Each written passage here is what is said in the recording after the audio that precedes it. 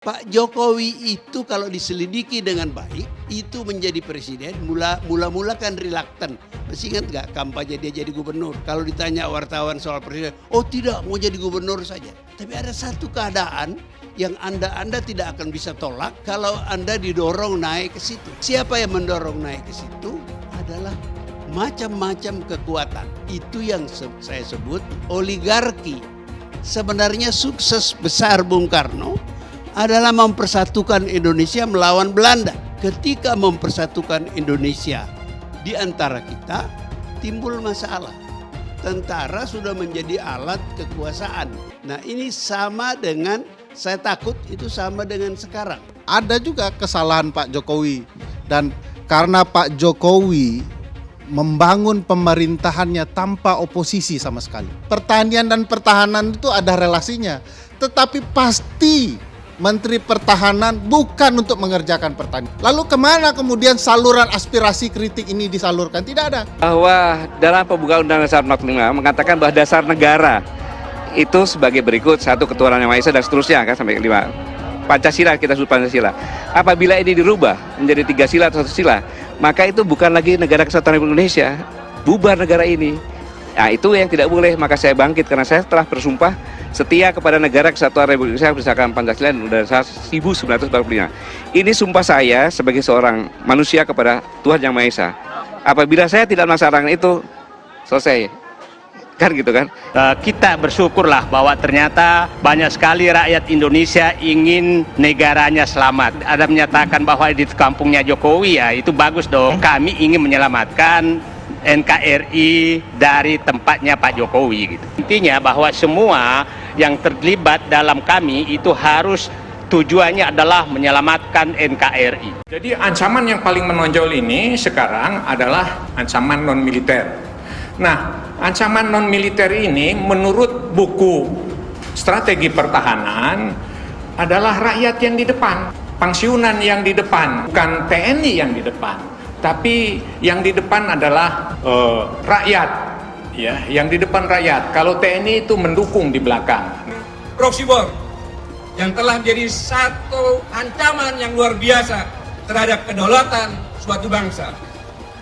Penguasaan suatu negara oleh kekuatan yang lain tidak lagi harus dengan fisik, namun bisa menggunakan proksi, mengintervensi pemilu dan memilih pejabat untuk pada saatnya pejabat tersebut bisa dikendalikan, bahkan menjadi boneka bagi kepentingan lain yang bukan tujuan dan kepentingan negara. Adalah salah satu bahaya dari proxy war yang saya katakan. Hal ini diperburuk dengan tubuh dan kembangnya oligarki kekuasaan di negeri ini. Kekuasaan dimainkan, dikelola oleh kelompok orang, dan lebih tidak beruntung lagi bagi kita semua. Mohon dipahami oleh segenap pendukung kami bahwa kami Koalisi Aksi Menyelamatkan Indonesia adalah gerakan moral seluruh rakyat Indonesia untuk menegakkan kebenaran, keadilan, dan menciptakan kesejahteraan sosial bagi seluruh rakyat Indonesia. Bahwa ekonomi kita penurunan sampai minus 5,32. Kami menilai bahwa sesungguhnya penurunan ekonomi ini atau kemerosotan ekonomi tidak semata-mata akibat pandemi, tapi jauh sebelum pandemi ini ekonomi kita sudah lebih 5 tahun untuk melakukan perubahan, perbaikan, tapi kenyataannya kan gagal. Kita memang nggak siap menerima orang kayak Pak Jokowi, karena kok tampangnya itu nggak kuat gitu loh. Jokowi ini kelihatan kerakyatan, tapi mazhab ekonominya itu liberal. Wajahnya kerakyatan, tapi isinya tuh sangat liberal, kapitalistik. Jokowi itu tidak pernah berpidato kepada rakyat Indonesia yang menyatukan rakyat. Pak Jokowi gagal di dalam menciptakan clean government. Pak Ali kan harus tahu, presiden kita ini kan juga nggak berpengalaman amat. Ini adalah kegagalan dari pemerintahan Joko Widodo. Itu nyata sekali saya kira. Sekarang ini Pak Jokowi dan Pak Ma'ruf bahwa kemenangan mereka itu cacat secara hukum. Salah satu deklarator klien, Said Didu, ya lama itu menjadi sekjen BUMN. Apa yang dia lakukan selama dia di BUMN? BUMN dulu dengan sekarang yang dipimpin Pak Erick Thohir Waduh, begitu juga sekarang Pertamina yang komisaris utamanya Pak Ahok. Jadi udahlah, jangan belajar menunjuk hidung orang lain sebelum kita menunjuk hidung kita sendiri dulu. Udah waktunya move on ya. Jangan marah kalau dibilang barisan sakit hati. Faktanya memang barisan sakit hati. Indonesia itu adalah politisi yang sangat gampang berubah. Tidak tahu bahwa bagaimana Pak Harto hanya hitungan hari dia bisa berbelok menjadi melawan Pak Harto dan rakyat semakin berat ekonominya sehingga terjadi kekeringan keuangan dan jadi ekonomi formal mengalami gangguan bulan Mei. Kemudian rakyat menghadapi krisis mulai Mei dan Juni. Kemudian di situ juga habis Lebaran yang butuh uang besar sekali dan di saat itu juga saya pikir dampak ekonomi global dari corona ini sudah mencapai puncaknya di bulan-bulan Mei dan Juni. Hanya cukup besar di luar Jiwasraya dan Asabri 33 triliun, reksadana dan lain-lain total itu hampir 150 triliun atau 10 billion dollar. Jadi kayak petinju kita udah kebanyakan utang, dikena jab gagal bayar, ya terjadi sesuatu yang kita tidak bisa harapkan. Soal sosial, akhirnya Soeharto jatuh. Itu saya menilai pertahanan Indonesia terlalu lemah, jauh dari yang diharapkan. Jadi bukan saya tidak percaya, saya ini TNI Pak, saya pertaruhkan nyawa di TNI. Saya lebih TNI dari banyak TNI. Akhirnya harga barang di dalam negeri akan ikut naik, harga nggak bisa dikendalikan, akhirnya pemerintahnya juga akan jatuh. Pasal 8 ayat 3 Undang-Undang Dasar 1945 yang mengatur jikalau terjadi kekosongan jabatan presiden dan wakil presiden, maka tugas-tugas kepresidenan akan dipegang Menhan sampai terpilihnya kembali presiden dan wakil presiden definitif. Hai teman-teman, saya mau memperlihatkan transaksi saya hari ini lakukan trading di eToro. Ini bukti transaksi saya untung $4.500 US, itu sekitar 68 juta rupiah. Semua keuntungan bisa saya dapatkan dengan fasilitas copy trading di eToro. Kalau saya bisa, kalian juga bisa guys. Oke, itu yang mau saya tunjukkan. Like video ini sekarang juga. Promo spesial welcome bonus bulan Agustus sampai tanggal 14 September. Buat kalian yang deposit di bulan ini, ada welcome bonus hingga $600 yang biasanya hanya $50 saja. Jadi lakukan registrasi dan juga deposit sebelum tanggal 14 September. Dan jangan lupa gunakan bonus $100.000 di akun virtual Anda ketika Anda register dengan link di kolom deskripsi untuk latihan. Hai semua, dengan saya Jonas Leong. Terima kasih banyak buat kalian, penonton setia yang selalu menonton di channel ini. Saya secara personal sangat menghargai waktu kalian. Dan saya sudah menganggap kalian sebagai family karena kalian selalu support di channel ini. Bagi kalian yang selalu menuliskan opini kalian di kolom komen, saya baca komen kalian satu persatu. Saya baca komen kalian untuk mengetahui opini kalian, tanggapan kalian, dan masukan kalian sangat berguna untuk video selanjutnya. Terima kasih banyak buat kalian yang selalu menekan tombol like di awal video. Video seperti ini membutuhkan waktu dan juga research. Dan ini semua gratis untuk kalian. Jadi pastikan kalian menekan tombol like-nya supaya saya mengetahui kalian menyukai konten yang saya bagikan. Buat kalian yang ingin mencoba bermain saham, silahkan tekan link di kolom deskripsi. Thank you. Jadi saya adalah orang, alhamdulillah diberi umur oleh Tuhan. Saya melihat perubahan politik dan memegang, ikut berperan aktif perubahan politik dari Orde Lama ke Orde Baru. Saya mengalami lagi perubahan itu dari Orde Baru ke reformasi. Jadi saya bisa membandingkan begitu ya. Apa yang mau saya katakan bahwa kita mendukung Pak Harto. Pak Harto itu adalah ketua partai tentara. Dan partai tentara waktu itu memainkan peranan membuat kita senang karena kita ini waktu itu ketakutan kita kepada PKI yang baru membuktikan membantai jenderal dan kepada Bung Karno yang mempertahankan Nasakom. Jadi kita nggak punya kekuatan, kita para mahasiswa. Jadi pahlawan kita adalah Pak Harto. Kami senang sekali. Pidatonya bagus. Begitu. Tapi nggak lama kemudian setelah tahun 74 berangsur-angsur berubah. Kita yang tadinya bersahabat dengan tentara itu mulai ketakutan kepada tentara. Kenapa? Tentara sudah menjadi alat kekuasaan. Nah ini sama dengan, saya takut itu sama dengan sekarang. Dalam bentuk yang lain, reformasi setelah 20 tahun, itu sudah tidak lagi menjalankan filsafat, keyakinan, kebijakan yang dulu dijanjikan kepada kita pada awal reformasi.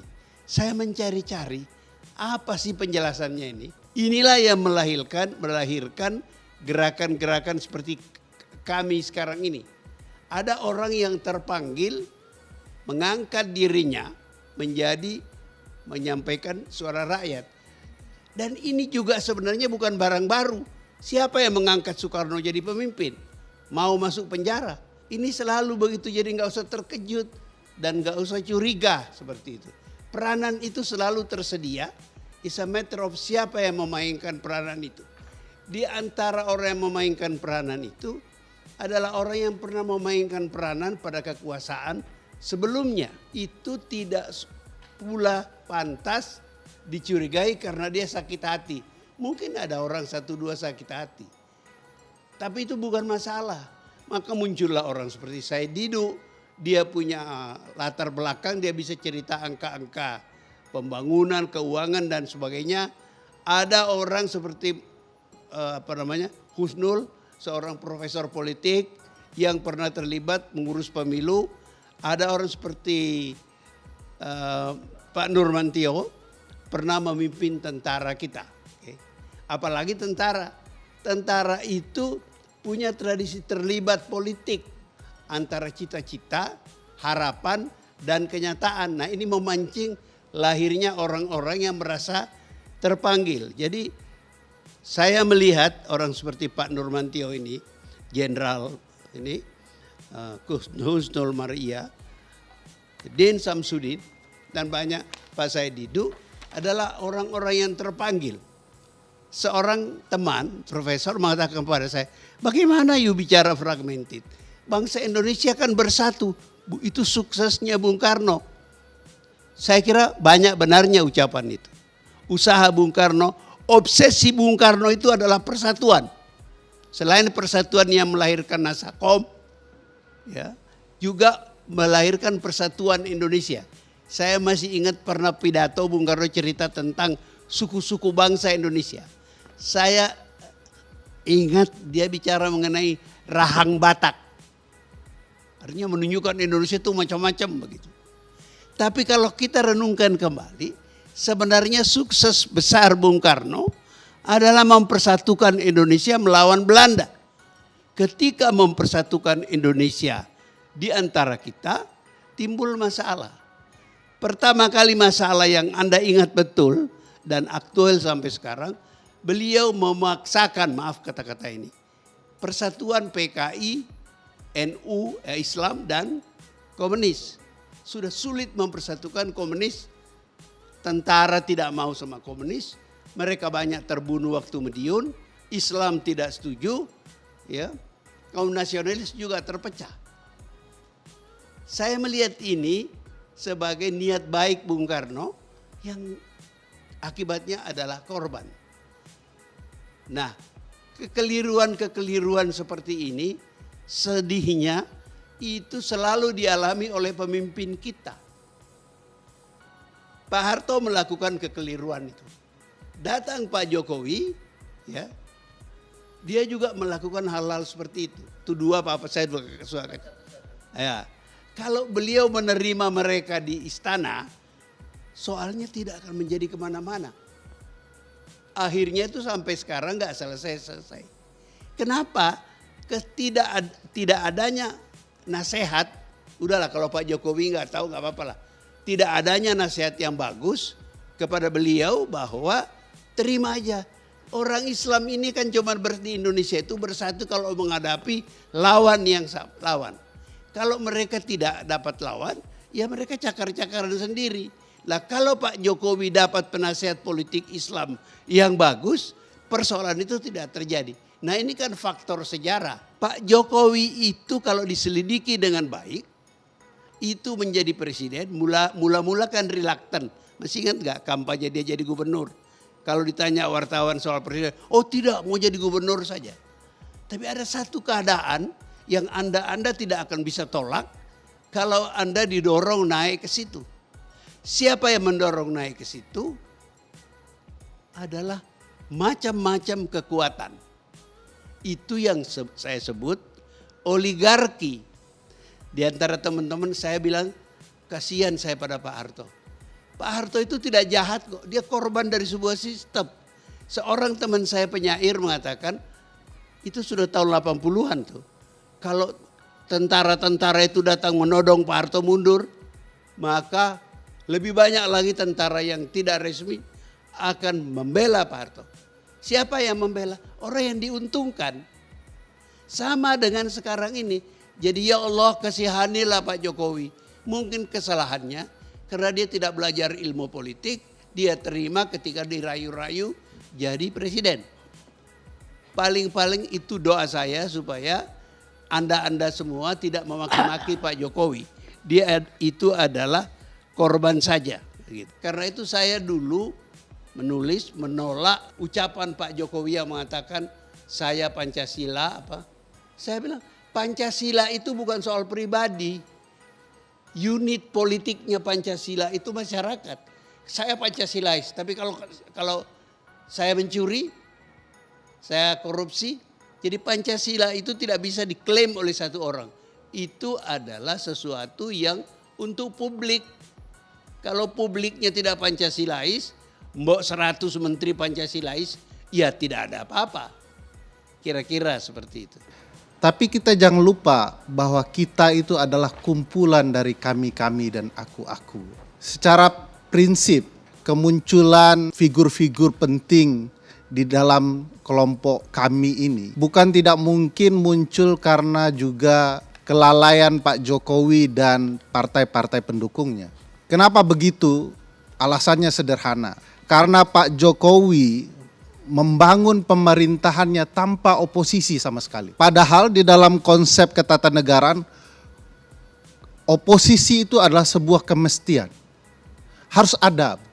Perlu dibangun oposan yang seimbang agar publik bisa menyalurkan aspirasinya jika kemudian pemerintahan salah jalan.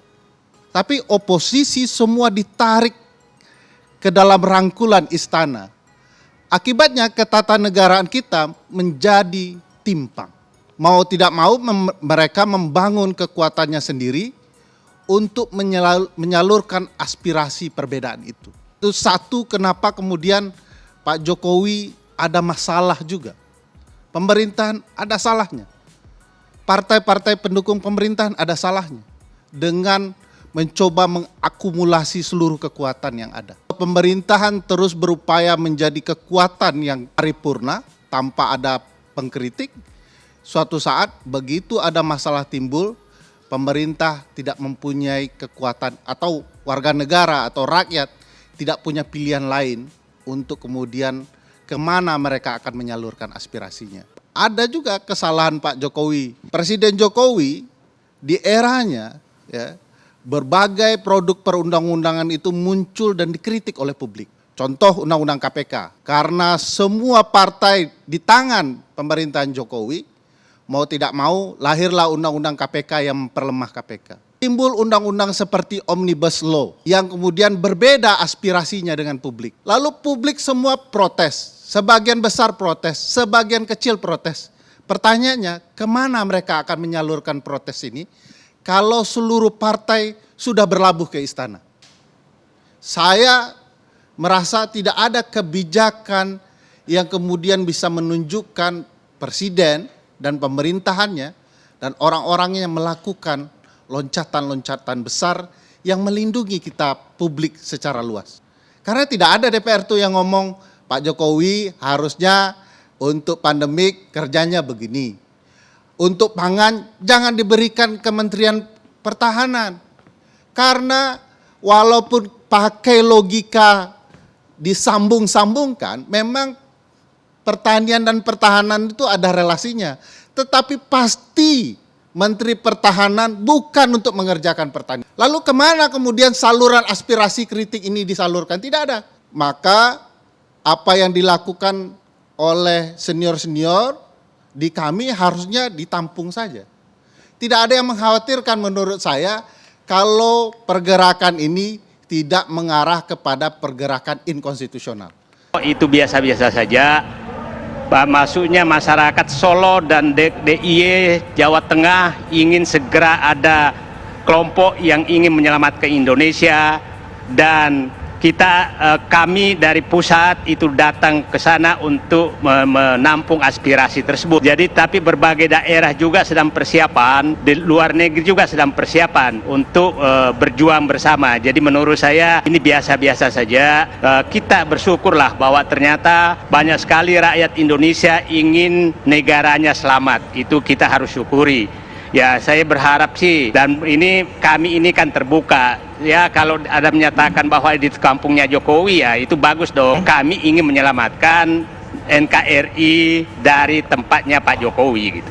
Saya pikir ya wajar saja bertanya, tapi kami juga tidak mau terjebak ke dalam pertanyaan-pertanyaan. Organisasi adalah pilihan, ada organisasi longgar, ada organisasi yang memang diatur secara ketat. Yang jelas bahwa kami adalah organisasi longgar yang punya hitam perjuangan yang sama. Apabila ada pernyataan yang bertentangan dengan deklarasi atau kesepakatan daripada Dewan Presidium yang dirapatkan oleh pimpinan, ini adalah pernyataan pribadi. Jadi kita juga tidak menganggap bahwa itu bebas-bebas saja berpendapat gitu ya. Jadi seperti halnya tidak ada namanya nanti organisasi secara struktural bahwa ada pimpinan wilayah, pimpinan kabupaten dan lain-lain. Yang ada adalah ada aliansi pendukung kami, aliansi pendukung namanya, bukan berarti Jogja adalah di bawah Jakarta, bukan berarti Jawa Tengah di bawah Jakarta, tapi misi perjuangannya adalah sama. Mungkin akan muncul nanti aliansi pemuda, aliansi perempuan, pendukung kami. Nah, kenapa pernyataan itu muncul? Karena kita tidak ingin ada orang-orang yang dengan gampang mengatasnamakan kami, padahal dia berjuang di luar hitam perjuangan kami, yaitu menyelamatkan rakyat dan menyelamatkan NKRI. Itu yang kita takutkan. Kenyang semua cara berorganisasi. Jadi itu kenapa kita menyatakan bahwa yang di luar pernyataan resmi adalah pendapat pribadi, tidak bisa menyatakan bahwa itu pendapat kami.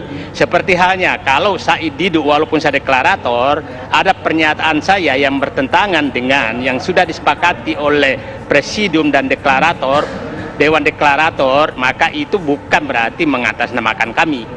Begitu sebenarnya. Intinya bahwa semua yang terlibat dalam kami itu harus tujuannya adalah menyelamatkan NKRI. Tanya bisa dilihat periode pertama masuk periode kedua, rakyat masih mempercayakan Pak Jokowi sebagai presiden periode kedua. Itu demokrasi, Pak. Faktanya sekarang Pak Prabowo bersama kami, bersama Pak Joko Widodo. Bahkan beliau mengatakan, ya, beliau bangga melihat cara kerja Pak Jokowi. Nyatanya juga sadar hal ini. Tolonglah teladani kenegarawanan Pak Prabowo. Jangan kita udah waktunya move on ya. Jangan marah kalau dibilang barisan sakit hati. Faktanya memang barisan sakit hati. Dan saya lihat ya, kenapa saya bilang barisan sakit hati, mungkin waktu Pak Prabowo ikut bersama Pak Joko Widodo, mungkin kemarin semua kepingin juga mau ikut Pak Prabowo, dibawa ke gerbong Pak Prabowo. Tapi kan Pak Prabowo juga bisa melihat siapa-siapa yang orang pantas untuk mendampingi beliau di pemerintahan. Jadi udahlah, nggak waktunya lagi, apalagi di dalam suasana pandemi. Ya, kita tahu, kita sekarang harus bersama-sama.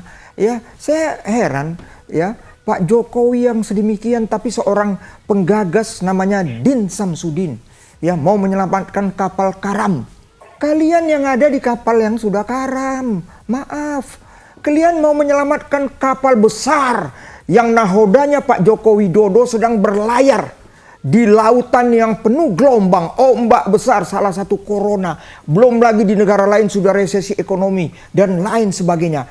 Tapi beliau sebagai nahoda tetap bersama jajarannya, para menterinya, pendukung-pendukungnya, partai-partai politik di belakangnya. Beliau tetap tegar seperti apa yang beliau katakan. Doakan insya Allah kita akan menjadi Indonesia maju, jadi negara yang kita harapkan. Lain kepemimpinan era di siapapun presiden yang pernah ada di Indonesia. Jangan lihat apple to apple antara Pak SBY dengan Pak Joko Widodo. Itu lain. Di era Ibu Megawati ya, di era Pak Habibie, Pak almarhum Gus Dur, Pak almarhum Pak Harto, dan proklamator kita Bung Karno itu beda. Ingat loh, sekarang beliau, pertama ini dulu ya, banyak hal-hal yang gimana, suara rakyat, suara Tuhan. Faktanya demokrasi dikedepankan, ya, rakyat masih milih beliau, rakyat sangat percaya dengan beliau, itu fakta. Tapi Pak, di era, ya, saya sekarang di era Pak Joko Widodo saja dulu, ada tragedi corona Pak, ya, COVID-19. Mungkin di era-era sebelumnya ini nggak pernah. Mesti acung jempol bagaimana semua, termasuk pemimpin-pemimpin dunia yang sekarang jadi resesi, meminta lockdown. Beliau sebagai seorang negarawan, arif dan bijaksana, tidak setuju lakukan PSBB. Itulah yang membuat sekarang kita bisa berjalan dengan baik menghadapi badai yang demikian besar. Itu semua dijalankan Pak, ya. Tinggal karena suasana ini Pak. Tapi percayalah, apa emangnya mengenai Mopnas? Itu berjalan, mereka ada di tempat lain. Dalam hal ini mengenai angkutan-angkutan truk dan lain sebagainya, itu Mopnas, ya, dan lain sebagainya. Begitu juga ya mengenai, ya jujur saja, itu yang saya katakan, jangan samakan dolar dulu dengan yang sekarang. Tapi paling tidak dolar udah gimana, sekarang stabil kok. 14.000 lebih Pak, sabarlah. Ya, kenaikan yang Bapak mengharapkan supaya lebih tinggi, ya kita lihat dulu Pak, ini suasana Pak. Karena itu saya mohon ini sahabat-sahabat saya yang deklarasi, ya, inilah kita sama-sama Pak, ya. Nggak usah Pak, saya hormati demokrasi, Bapak mau deklarasi mau apa boleh, tapi tetap Pak, kita memberi solusi Pak. Kritik membangun, jangan ada seperti Din Samsudin mau menyelamatkan kapal karam. Sorry bos, ya, Pak Jokowi itu sekarang dunia mengakui kepemimpinan beliau. Ya, bukan kita, kok lucu gitu. Tadi bos menyinggung Pak SBY. Sama juga kok, Pak SBY juga orang-orang yang aneh waktu itu mengkritisi beliau, tapi dunia juga mengakui Pak SBY. Begitu juga Pak Joko Widodo, sangat dihormati oleh dunia. Kita tidak bisa melihat sepotong-sepotong. Istimewa saya ingin membahas mengenai BUMN. Kita tahu bagaimana BUMN kita dari era Pak SBY, karena Anda apa sekali dengan Pak SBY. Saya juga nggak lupa dengan jasa Pak SBY. Ya, saya dulu kadernya dia, sekarang saya kadernya Ibu Megawati Soekarno Putri. Kan itu aja bedanya. Saya ingin katakan, BUMN dulu dengan sekarang yang dipimpin Pak Erick Thohir, waduh, tidak benar sapi perah. Sekarang lagi diperbaiki. Ada yang memang BUMN itu tidak pantas, dikurangi dan lain sebagainya. Sekarang di-manage dengan baik oleh Pak Erick Thohir. Tapi lupa, salah satu deklarator klien, Said Didu, ya, lama itu menjadi sekjen BUMN. Apa yang dia lakukan selama dia di BUMN? Jadi udahlah, jangan belajar menunjuk hidung orang lain sebelum kita menunjuk hidung kita sendiri dulu. Tapi Pak Jokowi itu udah kerja dengan baik kok. Jajarannya juga begitu, termasuk karena membahas BUMN. Begitu juga tadi menyinggung mengenai Minerba. Bagaimana Menko Kemaritiman dan Investasi, Pak Luhut bercerita ke depan kita kaitan dengan baterai, lithium baterai, ya, nikel dan lain sebagainya. Begitu juga sekarang Pertamina yang komisaris utamanya Pak Ahok. Di dunia turun, kita juga harus turun.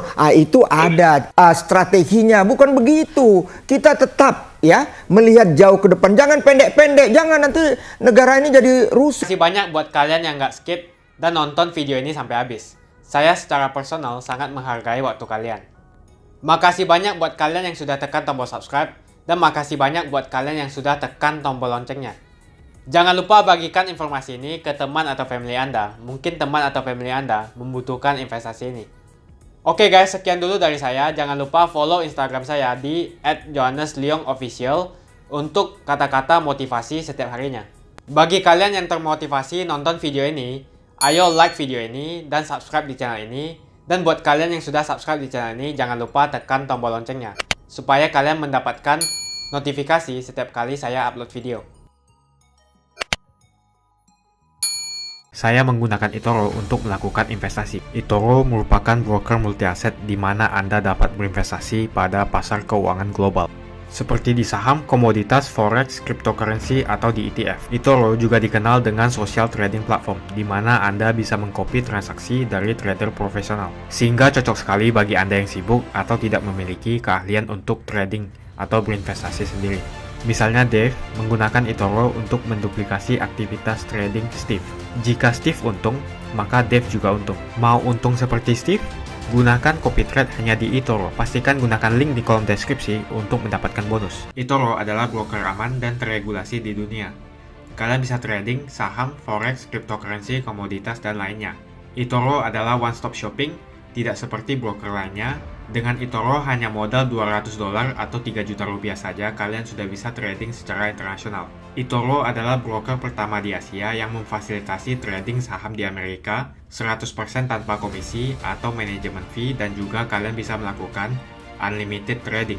eToro juga memfasilitasi pembelian fractional share dan juga tidak ada subscription bulanan yang ada di broker lain. eToro juga mempunyai flexible leverage, atau kalian bisa mengatur leverage untuk trading dari 1 kali sampai dengan 400 kali. Untuk penggunaan aplikasi di handphone disupport oleh semua internet provider. Pastikan kalian registrasi menggunakan link di kolom deskripsi untuk mendapatkan bonus saat registrasi. Setelah registrasi, download apps eToro menggunakan Google Play atau App Store di handphone kalian. Untuk mengakses website eToro tanpa VPN, silakan tekan link di kolom deskripsi. Dengan fasilitas fractional share, kalian bisa membeli saham Google, Facebook, Amazon hanya dengan $50 saja atau 700.000. Jadi siapa bilang beli saham internasional membutuhkan modal fantastis. Coba juga fasilitas copy trading, sangat cocok untuk pemula. Dengan copy trading, ketika trader profesional untung, maka kalian otomatis akan mendapatkan keuntungan juga. Dan di eToro menggunakan fasilitas copy trading, tidak ada manajemen fee sama sekali. Untuk tutorial dan fasilitas eToro, bisa langsung cek di kolom deskripsi. Untuk menanyakan tentang registrasi di platform eToro, kalian juga bisa menghubungi customer support eToro berbahasa Indonesia di kolom deskripsi. Pastikan kalian registrasi menggunakan link di kolom deskripsi untuk mendapatkan bonus. Kalian masih nonton? Jonas Leong akan bagikan banyak sekali hadiah. Ada banyak sekali iPhone, aku siap bagikan, dan setiap hari akan ada pemenangnya. Aku mau sebanyak mungkin kalian dapatkan hadiah ini. Caranya cuma satu aja, kalian tinggal melakukan 2 kali klik. Klik yang pertama adalah kalian tinggal klik di tombol subscribe Jonas Leong di kanan bawah. Klik yang kedua adalah klik follow di Instagram aku, Jonas Leong Official. Jadi kalau kamu dapat hadiah dari aku akan DM kamu langsung pakai akun aku.